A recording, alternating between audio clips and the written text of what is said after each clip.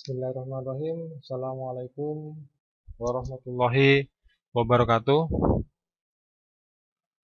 Pertama-tama Bapak ucapkan selamat datang di SMK Negeri 1 Tambelangan bagi calon siswa baru peserta MPLS tahun 2020.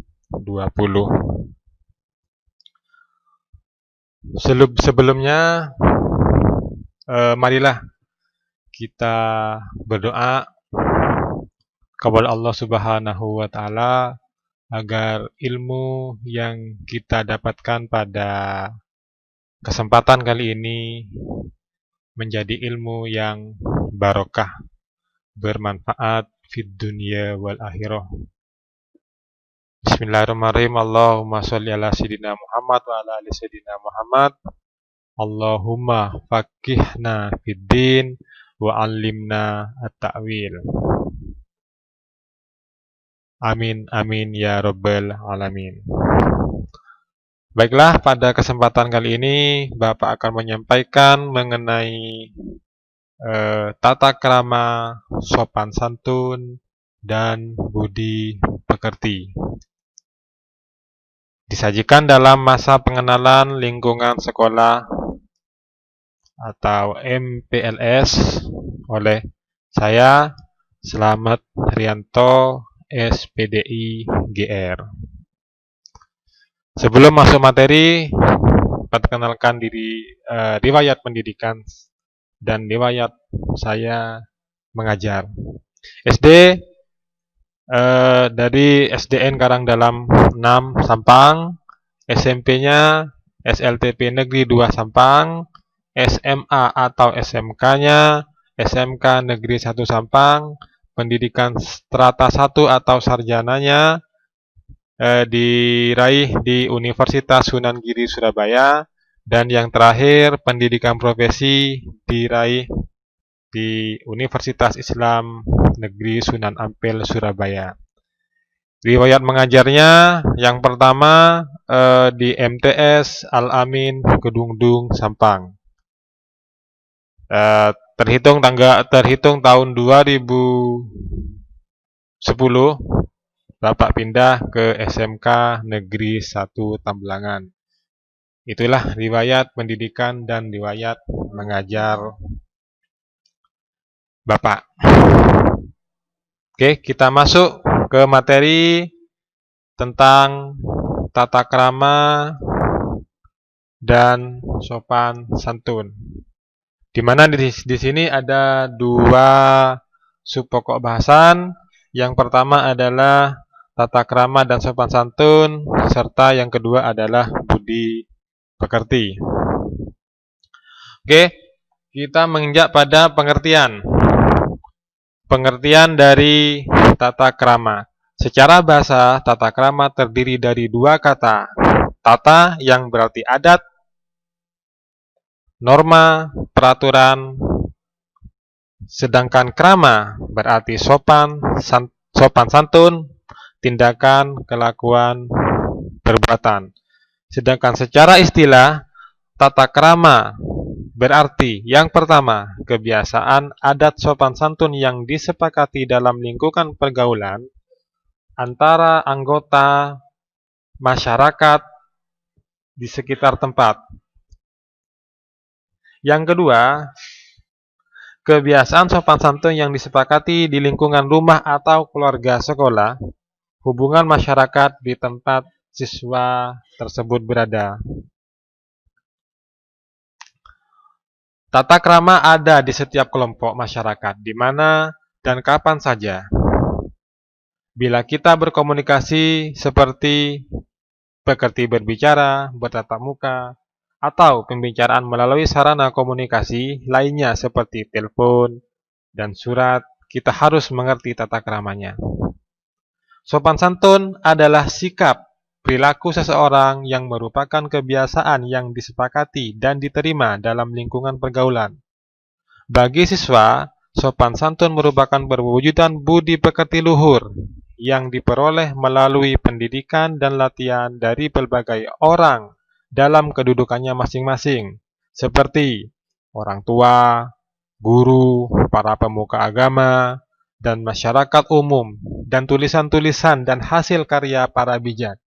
Dari pendidikan dan latihan tersebut diharapkan siswa mewujudkannya dalam bentuk sikap dan perilaku yang sehat dan serasi sesuai dengan kodrat, tempat, waktu, dan lingkungan di mana siswa berada sehari-hari. Perwujudan nilai sopan santun disesuaikan dengan kondisi dan situasi secara pribadi atau individu maupun secara kelompok. Yang pertama, secara pribadi. Siswa sebagai pribadi terlepas dalam hubungannya dengan pribadi lain atau kelompok harus dapat mewujudkan tata krama dan sopan santun dalam kehidupan sehari-hari sesuai nilai sopan santun sebagai pencerminan kepribadian dan budi pekerti luhur. Diwujudkan dalam sikap berbicara, sikap duduk, sikap berdiri, sikap berjalan, sikap bagaimana berpakaian, bagaimana makan dan minum, sikap pergaulan, sikap penghormatan, serta bagaimana sikap menggunakan fasilitas umum.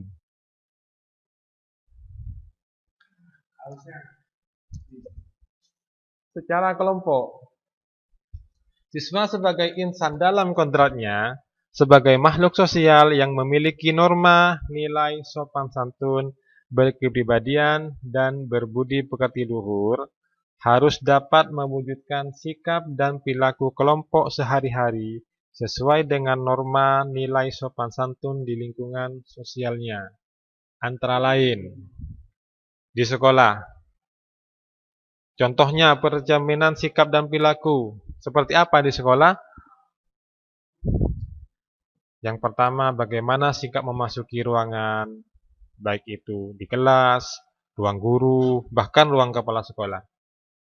Bagaimana sikapnya duduk di kelas, sikap terhadap guru, kepala sekolah, serta tata usaha, sikap terhadap sesama teman, sikap berpakaian, seragam sekolah, sikap pada waktu mengikuti upacara di sekolah, dan sikap bagaimana ketika berada di lapangan olahraga.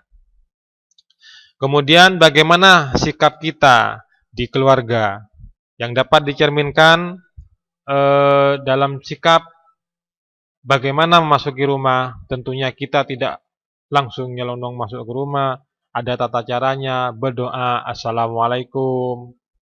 Meskipun di dalam rumah itu tidak ada orang, tetap ketika kita mau masuk rumah ucapkan salam. Bagaimana sikap kita terhadap orang tua dan anggota keluarga yang lebih tua. Bagaimana sikap terhadap saudara-saudara kita. Bagaimana sikap kita ketika makan dan minum bersama keluarga. Sikap kita menerima telepon. Dan bagaimana sikap kita berpakaian. Serta sikap kita ketika melakukan ibadah di dalam lingkungan keluarga. Kemudian di masyarakat, pencerminan sikap dan perilaku di masyarakat dituntut untuk sesuai dengan norma dan kebiasaan yang berlaku dalam masyarakat. Antara lain, bagaimana sikap kita terhadap orang yang lebih tua atau tokoh masyarakat lah. Bagaimana sikap kita terhadap teman, bagaimana ketika sikap kita menelpon, berkenalan, berteman, mengikuti ceramah, juga mengikuti upacara. Bagaimana sikap kita ketika menghadapi jamuan makan atau pesta atau kondangan, seperti di masyarakat desa yang sering ada kegiatan masyarakat Maulid Nabi. Bagaimana kita bersikap seperti itu? Kemudian bagaimana sikap kita ketika kita bepergian, juga sikap kita ketika mengunjungi orang sakit, dan bagaimana sikap kita ketika berada di tempat kos. Ketika nantinya siswa SMK ini mesti akan melakukan yang namanya PKL, praktek kerja lapangan. Tentunya akan berada di tempat yang berbeda. di tempat kos, juga di lingkungan kerja. Bagaimana sikap kita? Selanjutnya, ada beberapa langkah pembinaan sopan santun. Ada 2 langkah. Yang pertama adalah tindakan atau langkah preventif. Pada dasarnya, langkah-langkah pembinaan sopan santun bagi siswa secara preventif meliputi seluruh upaya pembinaan yang kontinu atau berkesinambungan, tidak terputus-putus, konsisten, meningkat secara kualitas sesuai waktu mulai dari TK, SD, SMP, sampai SMA. Pembinaan tersebut meliputi pendidikan latihan, pengembangan, permunculan, dan pembiasan sikap dan perilaku sesuai norma nilai sopan santun yang pelaksanaannya tidak dapat dipisahkan dari agama dan budaya bangsa Indonesia. Pembinaan sikap dan perilaku sesuai norma nilai sopan santun terhadap siswa akan berjalan efektif dan efisien bila para instruktur dibina dan dilatih serta dibiasakan bersikap sebagai berikut. Yang pertama, keterlibatan langsung. Keterlibatan langsung ini akan berlangsung efektif dan efisien dan simpati. Kenapa? Karena dengan keterlibatan langsung, kita bisa langsung tahu akar permasalahan masalahnya. Kemudian menumbuhkan ketertiban internal. Selanjutnya, siswa harus sering dimunculkan atau dihadapkan dalam kenyataan hidup yang memang memerlukan perlakuan tertentu. Dengan begitu, siswa akan lebih banyak pengalaman tentang hal itu. Bagaimana ketika dia menghadapi masalah, serta bagaimana dia bisa memecahkan masalah tersebut.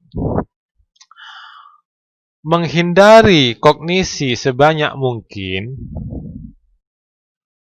karena kognisi ini merupakan penunjang daripada pendekatan psikomotor, bukan cara pendekatan yang utama. Seperti hindari memberikan kognisi dengan mengomel, menegur anggota di depan orang banyak, mengomel yang tidak mengenal batas waktu, tempat, dan sasaran. Ada kalanya kita mengomel sesuai dengan kesalahan siswa yang bersangkutan. Tapi ya harus tahu diri seperti apa. Kemudian hindari khotbah yang tidak tepat pada sasarannya. Upayakan pendekatan 4 atau 6 mata bapak atau ibu, artinya bicara berdua. Baik itu dengan nanti wali kelas atau tim BK, bimbingan konseling, sehingga dengan 4 mata tersebut, maka bisa menjaga kerahasiaan siswa yang bersangkutan. Kemudian seorang guru sebelumnya meminta maaf kepada anggota akan sedang dan sesudah menyinggung adalah mutlak. Kemudian pendekatan yang ketiga, pendekatan psikomotor atau pembiasaan. Apa itu? Adalah pendekatan yang utama dilaksanakan seiring dengan usia anak. Kemudian yang kedua, pembiasaan penerapan sikap dan perilaku tertentu untuk menghadapi masalah tertentu pula. Yang ketiga, sering dimunculkan dalam situasi dan kondisi tertentu yang membutuhkan sikap dan perilaku norma nilai sopan santun tertentu. Yang keempat, penghargaan dan hukuman atau biasa disebut reward atau punishment adalah cara yang mungkin paling efektif diterapkan. Akan tetapi, menghindari punishment sebanyak mungkin dan memberikan reward system yang lebih banyak itu lebih baik. Selanjutnya, hindari atau jangan mempergunakan hukuman fisik badania. Masih banyak hukuman yang mendidik. Kemudian jangan merendahkan martabat siswa remaja di depan orang lain atau teman-temannya. Kenapa? Karena mereka sudah mulai bisa berpikir. Jangan jangan menjelekkan teman siswa apapun keadaannya. Privasi tetap harus dijunjung tinggi oleh seorang guru. Kemudian memperkuat perbuatan yang baik dan memperlemah perbuatan yang kurang baik. Selanjutnya pendekatan yang ketiga adalah pendekatan yang keempat adalah pendekatan filosofis, di mana dapat dilakukan melalui sebagai berikut. Yang pertama, kurangi pemikiran masa lalu. Pikir, ambil tindakan pada masa kini untuk mendapatkan masa esok yang cerah. Jadi biarkan yang lalulah berlalu, tapi bagaimana ke depannya siswa tersebut bisa lebih baik. Kemudian yang kedua, selesaikan keterampilan yang dapat memberikan nafkah sedini mungkin. Yang ketiga, siswa dibiasakan mengalami konflik, tetapi konflik yang terselesaikan, dan hindarkan konflik mengambang yang dapat membuat penumpukan kemarahan terpendam. Artinya ketika siswa sudah terbiasa menghadapi masalah, tapi bisa diselesaikan, nah ini lebih baik. Jangan sampai masalahnya numpuk, tapi tidak ada penyelesaian. Kemudian, siswa tidak boleh dianggap anak kecil terus-menerus. Batas mendidik siswa adalah usia 18 tahun. Selanjutnya, jadilah pendengar yang baik bagi siswa yang sedang berbicara untuk mendapatkan tanggapan atau respon yang baik dari siswa. Selanjutnya, upayakan siswa selalu mampu memecahkan masalahnya sendiri. Kemudian, bila siswa menyimpang dari aturan sopan santun, peraturan, adat, hukum, dan agama, maka harus diberitahu, tetapi jangan merendahkan harkat dan martabat siswa. Hormat kepada siswa adalah keharusan. Dalam masalah sikap hormat kepada anak dan siswa, perlu adanya konsensus nasional bagaimana tata caranya. Secara umum, hampir semua kultur etnis bangsa Indonesia cenderung anak harus menghormati orang tua dan tidak sebaliknya. Pandangan ini menurut situasi sekarang sebaiknya diubah. Anak yang dihormati akan menghayati rasa hormat dan diharapkan dapat menghormati orang lain. Intinya, antara siswa dan guru sama-sama saling menghormati. Kemudian yang keempat, penampilan fisik dari seorang guru atau orang tua yang tepat dan benar. Karena guru dan orang tua sukar memberikan suatu pandangan apabila penampilan diri pribadi, baik itu berdandan, cara bicara, intonasi bahasanya, dan ritme yang kurang tepat. Artinya artinya orang tua dan guru itu memberikan contoh yang baik. Kemudian ada tindakan yang kedua. Kalau yang pertama tadi tindakan preventif atau yang dikatakan tindakan pencegahan.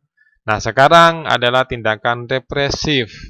Pembinaan bagi siswa yang berperilaku menyimpang, di samping dianjurkan pemeriksaan kepada psikiater karena ada kemungkinan gangguan organik atau gangguan jiwa, perlu pula dilakukan tindakan represif berupa tindakan hukuman sesuai dengan peraturan perundang-undangan yang berlaku di Negara Kesatuan Republik Indonesia.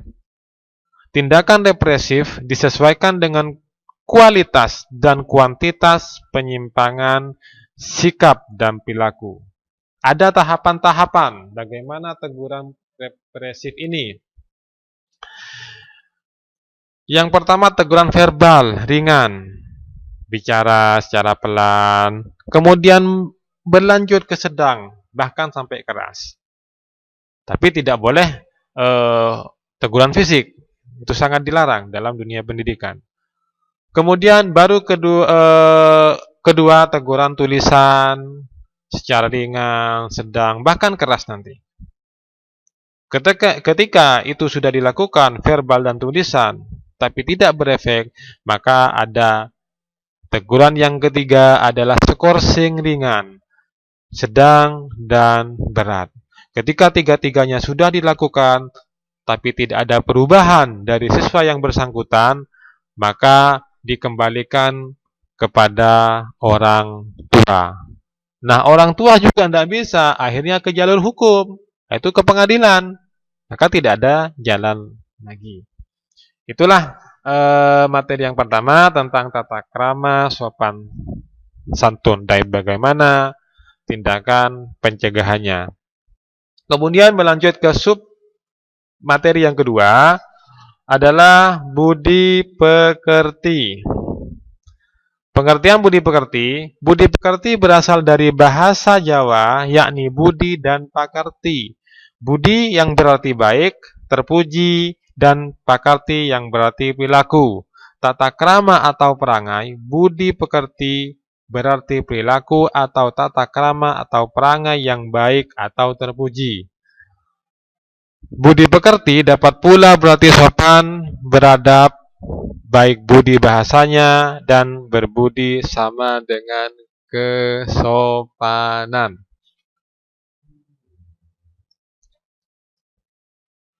Secara etimologi, budi pekerti terdiri dari dua unsur kata, yaitu budi dan pekerti. Budi dalam bahasa Sangsekerta berarti kesadaran, budi, pengertian, pikiran, dan kecerdasan. Sedangkan kata pekerti berarti aktualisasi, penampilan, pelaksanaan, atau perilaku. Dengan demikian, budi pekerti berarti kesadaran yang ditampilkan oleh seseorang dalam perilaku. Sedangkan dalam Kamus Besar Bahasa Indonesia tahun 1989, istilah budi pekerti diartikan sebagai tingkah laku, perangai, akhlak, dan watak. Budi pekerti dalam bahasa Arab disebut dengan akhlak. Dalam kosakata Latin dikenal dengan istilah etika dan dalam bahasa Inggris disebut etik. Budi pekerti secara operasional merupakan suatu perilaku positif yang dilakukan melalui kebiasaan. Artinya, seseorang diajarkan sesuatu yang baik mulai dari masa kecil sampai dewasa melalui latihan-latihan, misalnya cara berpakaian, cara berbicara, cara menyapa, cara menghormati orang lain, dan masih banyak yang lainnya. Berikut dalil yang mendasari budi pekerti. Diriwayatkan dari Aisyah radhiyallahu an, beliau mendengar dari Rasulullah shallallahu alaihi wasallam bersabda, sesungguhnya orang beriman niscaya menemui dengan baiknya budi pekerti melebihi derajat orang yang berpuasa dan orang yang berilmu. Diriwayatkan dari hadis Abu Daud. Kemudian ada hadis yang diriwayatkan dari Abu Darda radhiyallahu an, Rasulullah bersabda, tidak ada sesuatu yang lebih berat timbangannya bagi orang beriman pada hari kiamat daripada memperbaiki budi pekerti, dan sesungguhnya Nabi marah kepada orang yang jelek akhlak dan ucapannya. Kemudian juga di hadis Rasulullah yang diriwayatkan dari Abu Hurairah, pernah ditanya tentang banyaknya perkara yang memasukkan manusia pada surga. Nabi bersabda, takutlah kepada Allah dan memperbaiki budi pekerti. Kemudian Nabi ditanya lagi mengenai perkara apa saja yang dapat memasukkan orang kepada neraka. Maka Nabi bersabda, mulut dan farji atau kemaluan. Nah, berikut akan Bapak sampaikan mengenai bagaimana sih contoh sikap budi pekerti.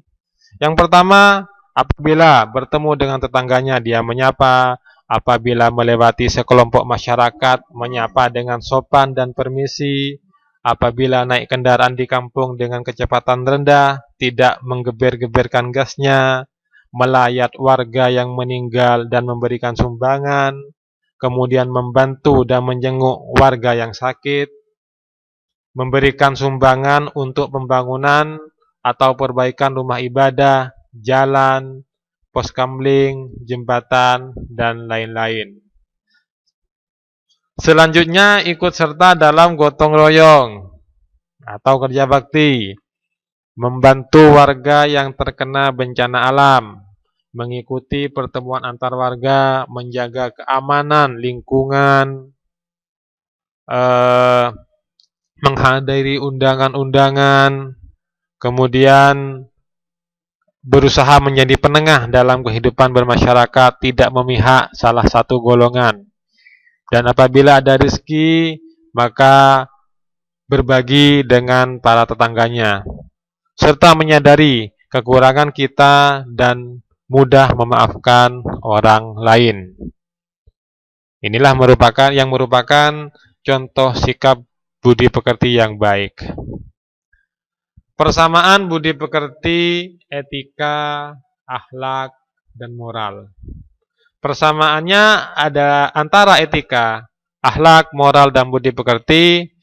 Keempat-empatnya memiliki sasaran yang sama, yaitu hati nurani manusia. Hati nurani itu ibarat seorang sopir mobil, manakala mobil disetir oleh orang yang bukan ahlinya, maka akan terjadi tabrakan, masuk jurang, atau peristiwa yang tidak diinginkan. Begitu pula hati yang nurani bagi seorang jika di dalamnya akhlak, etika, moral, dan berbudi pekerti luhur, niscaya orang tersebut akan melahirkan perilaku yang santun, tumak ninah dalam bertutur kata, sehingga menjadi pribadi yang baik. Insya Allah dengan orang yang berpekerti budi pekerti baik, maka kehidupan akan terasa damai. Rasulullah bersabda, sesungguhnya orang-orang yang terbaik di antara kamu adalah orang-orang yang terbaik akhlaknya. Hadis riwayat Bukhari dan Muslim.